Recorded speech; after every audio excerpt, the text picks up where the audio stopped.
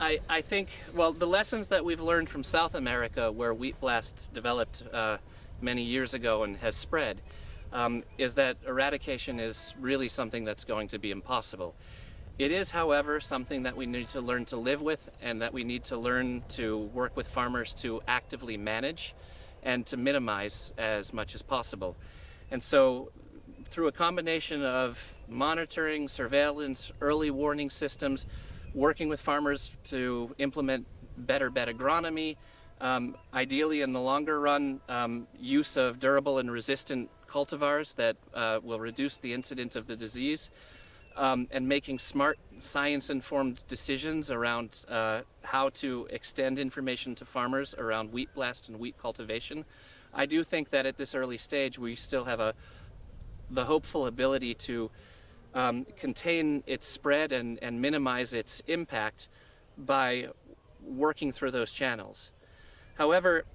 if we do nothing at this time, and if we are unable to do the work because funding levels are too low, or because priorities amongst donors have shifted, then we have essentially what I sort of think as a sleeping monster. Because if the environmental conditions are right and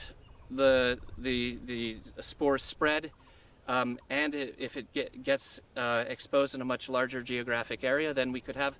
quite a serious impact that will crop up in several years from now. So it's important to focus efforts at this time to do everything we can to understand the disease and to mitigate its longer-term impact season after season after season. The way that I have seen different research groups come together from different organizations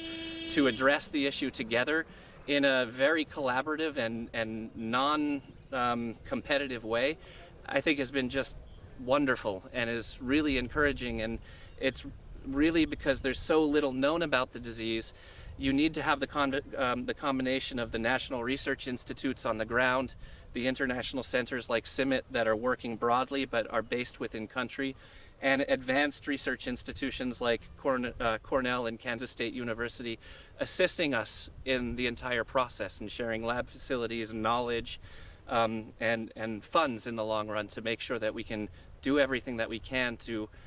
mitigate and contain the disease as much as possible.